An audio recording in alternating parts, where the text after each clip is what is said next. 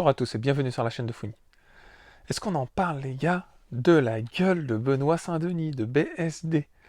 Alors, aujourd'hui, vidéo spéciale MMA, spéciale UFC Paris 3. Je me suis régalé dans cette soirée. Franchement, je vous le dis, je me suis régalé. Beaucoup de choses à dire.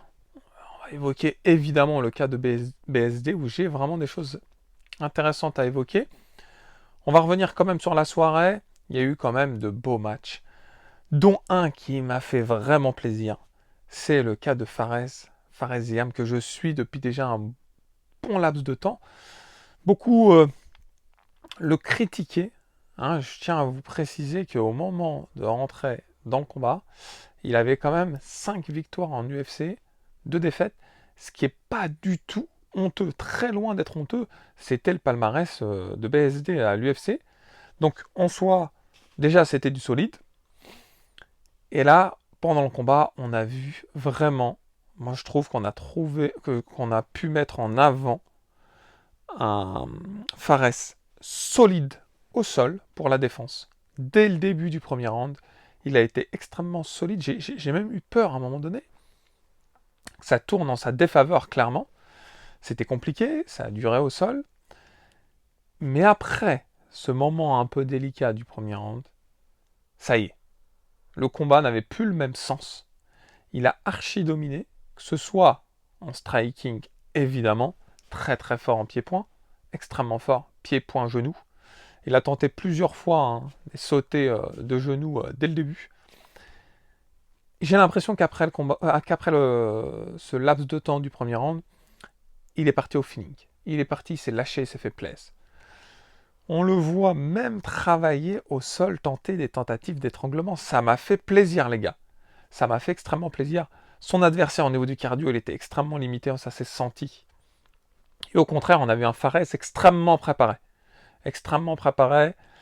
Au premier round, déjà, il a touché avec cette fameuse droite là qui a fait mal. Et quand il perd un petit peu au premier round au sol, quand il se relève, il touche énormément. L'équilibre, elle est largement refait, voire même dépassé. Bon, après, évidemment, il y a ce fameux coup de genou qui a mis fin au combat, gagné par KO. C'est important pour lui à ce moment-là de sa carrière à Fares.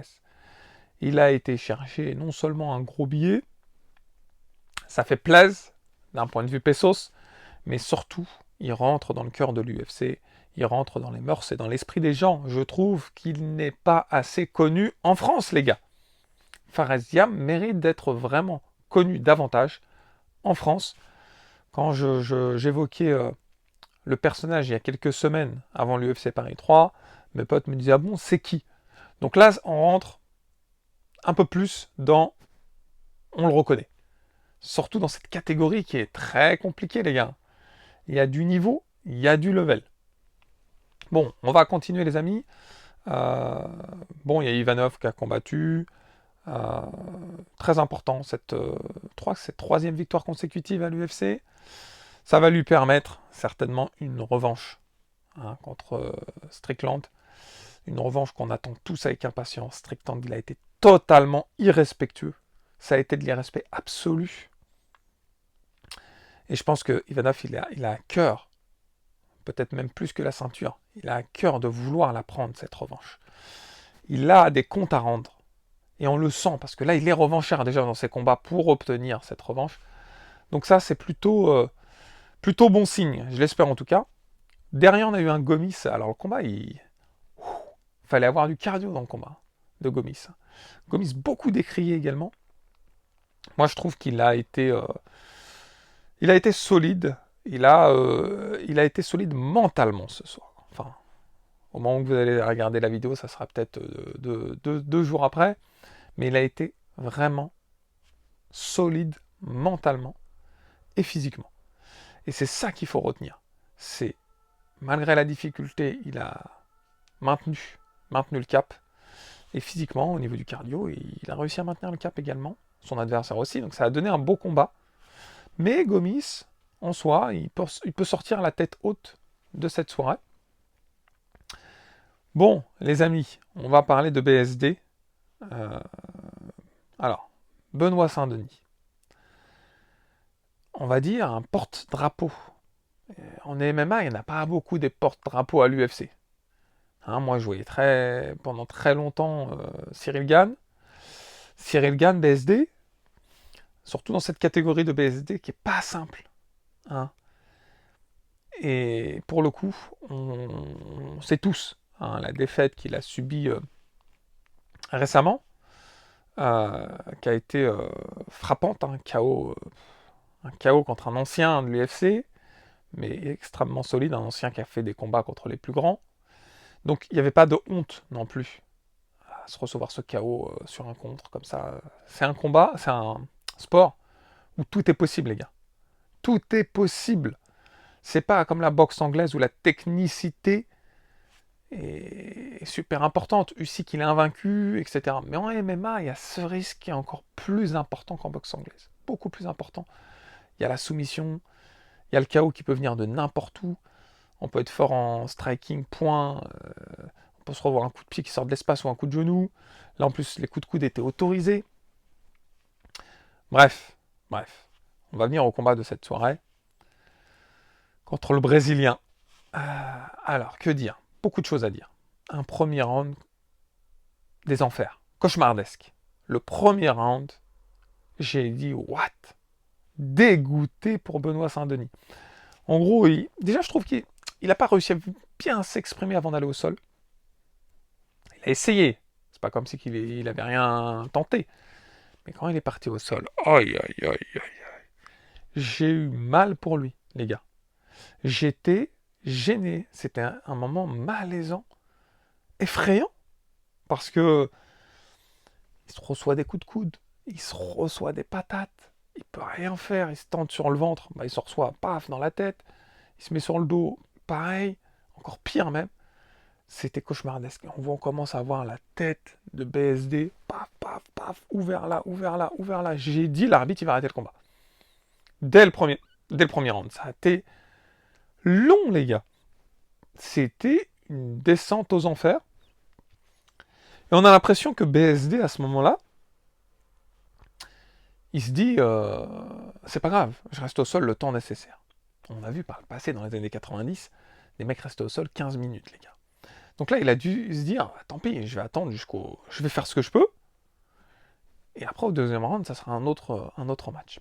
Mais je pense qu'à ce moment-là, il se dit peut-être pas que ça va, les blessures vont devenir irréversibles. Il a commencé à avoir la tête, les gars, comme Sangohan quand il s'entraîne contre Piccolo. C'est pour ça que j'ai revêtu ce t-shirt. Comme dans Naruto, comme on peut voir avec les lèvres comme ça, dans One Piece, Luffy, qui se reçoit des fois des scuds de Nami, puis on voit derrière, il a la tronche comme ça. On se croyait dans un manga, les gars. Bon, le premier round se finit. On voit, il se relève, l'adversaire l'aide à se relever. Il va dans son coin. Il arrive à essayer de soigner un petit peu, mais j'ai vu la tête, j'ai dit, c'est plus possible. Est-ce qu'il voit encore? C'est la question que je me suis posée. Est-ce qu'il arrive encore à voir? Et justement, j'avais évoqué dans une vidéo précédente. Alors, c'était des matchs autour de la triche, donc c'était autre chose. Mais à cause des coups reçus avec le plâtre, le mec, il a eu des blessures irréversibles. Et je pense que tout arbitre et tout médecin doit être en pétoche de ce genre de situation qui risque d'arriver. Le risque est trop important. Arrêter un combat et une défaite, c'est moins important que ce risque. Et ça, c'est une réalité, les gars. Là, il n'y a pas à se dire pourquoi il a arrêté le combat ou quoi que ce soit. Il n'y a pas à se dire ça. Bref, avant ça, il y a un deuxième round. Un deuxième round, moi je dis, à l'avantage de BSD, mais on sent un BSD beaucoup moins... Alors, il a pris cher au premier round, donc forcément. On sent un BSD beaucoup moins frappant au niveau du striking. On sent un BSD qui jauge pas super bien à la distance, et je pense que c'est dû à ses problèmes de vision, à cette gêne aussi, parce qu'en plus d'avoir des problèmes de vision, il y a un mal-être. Hein, c'est une gêne physique, ça c'est sûr, mais aussi psychologique, à se dire j'ai pris tellement cher. Mais je pense que le pire pour BSD, et ça c'est certainement le plus dur dans ce combat, c'est qu'il combat à Paris, les gars. L'UFC Paris 3, il combat à Paris et le main event. Donc le stress, la pression, et de se dire j'ai pris cher en premier round face à mon public. On y pense, même si on est professionnel, on y pense en permanence. C'est quelque chose qui qui est dur à vivre. C'est une pression supplémentaire. L'adversaire, lui, il se lâche. Certes, il n'a pas les applaudissements, etc. Mais il se lâche. Il se dit, j'ai rien à perdre. Donc un deuxième round peut-être à l'avantage de BSD, mais qui n'est pas frappant, les gars. Ensuite, on sait ce qui se passe. L'arbitre vient. L'arbitre, il a bien fait de venir. Moi, je vous le dis. Il teste l'œil. Au début, il teste sans mettre la main. Et là, 3, 2, on voit que BSD, il compte sans problème. Quand il met la main, il ne voit plus BSD. Il n'arrive plus à... L'arbitre prend la décision d'arrêter et c'est justifié. C'est trop dangereux pour la suite. Pour la suite, pas que de la carrière de BSD. Pour la suite tout court. Faut pas prendre... Ça reste un sport. C'est son métier, etc. Il y a de l'argent en jeu, oui. Mais même dans un métier, la santé prime avant tout. Bref, BSD est déclaré perdant, ça y est, terminé. Fin du combat. Son adversaire sur le coup, le Brésilien, il veut lever le bras à BSD, dire c'est lui le champion, etc. Ouais, ok, je veux bien. Mais derrière, il tient des propos qui sont très limites, les gars. Il vient humilier BSD dans son pays avec des propos très limites. Moi, je dis, généralement, avant le combat, on parle beaucoup. Ça arrive très souvent. Avant les combats, les mecs, ils y vont, ils déblatèrent. Mais après le combat, généralement, ils sont plutôt bienveillants, etc. Surtout quand ils ont gagné. Là, j'ai trouvé vraiment limite. Il a fait une allusion à Macron. Il a manqué de respect à Macron, qui est quand même le président de la France.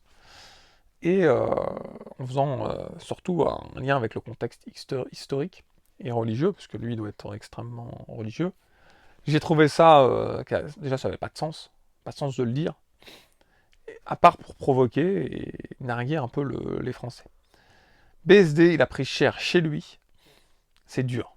Mais, et là, c'est certainement un mais important, on n'est pas en boxe anglaise. Quand on commence à perdre en boxe anglaise, de manière consécutive, on a l'impression que c'est la fin de sa carrière parce que techniquement parlant, on n'est plus au rendez-vous. En MMA, c'est différent.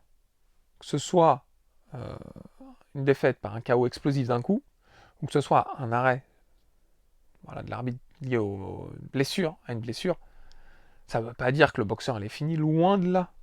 BSD, il va revenir, les gars. Il va revenir encore plus fort. De subir ces 2 défaites d'affilée, pour moi, et j'en suis persuadé, ça va le renforcer.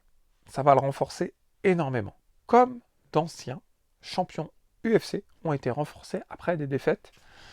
C'est très dur d'être invaincu. Franchement, l'UFC, chapeau à Makhachev pour... Alors, il a perdu une fois, sur un lucky punch. Mais chapeau, le mec, il arrive. Et c'est ça qui rend encore plus fort le personnage. Il arrive, quelle que soit la personne qui est face à lui, quelle que soit la situation, à s'en sortir. Qu'il a un striker de ouf, qu'il est un lutteur, c'est très fort. Il y en a quelques-uns comme ça, qui étaient monstrueux, et qui arrivaient à s'en sortir. La plupart des autres qui sont très bons, subissent des défaites, et c'est pas un drame. Ngannou a subi des défaites. Il y en a plein qui ont subi des défaites. Donc BSD, force à toi. Moi, je suis pour, je vous le dis, pour les boxeurs, lutteurs français. C'est essentiel de les mettre en avant, notamment à l'UFC Paris, et notamment pour avoir une place au sein de l'UFC, organisation très complexe, où il y a beaucoup de... dur de toucher du pognon déjà, par rapport à d'autres organisations, dur de faire ses preuves, les gars, où les règles sont strictes, On peut te prévenir au dernier moment que tu vas combattre, les gars. L'UFC, au début, c'est dur. Quand tu te lances dans l'UFC, tu connais ses risques, les gars. Donc force à eux, moi je dis force à eux, et heureusement qu'ils sont là. Donc moi je dis chapeau aux Français pour cette soirée. Vous m'avez fait rêver, et j'ai passé un très bon moment. Spécial dédicace à BSD, je plaisante, en disant, vous avez vu la gueule de BSD, force à lui. Franchement, je lui souhaite, et je leur souhaite à tous, une remontada pour qu'il nous fasse de nouveau rêver. Voilà les amis, en tout cas j'espère que vous avez passé un bon moment en ma compagnie. Si c'est le cas, n'oubliez pas le pouce qui fait plaisir, et puis si ce n'est pas déjà fait, de vous abonner à la chaîne. Dans tous les cas, je vous dis à très vite. Ciao, ciao.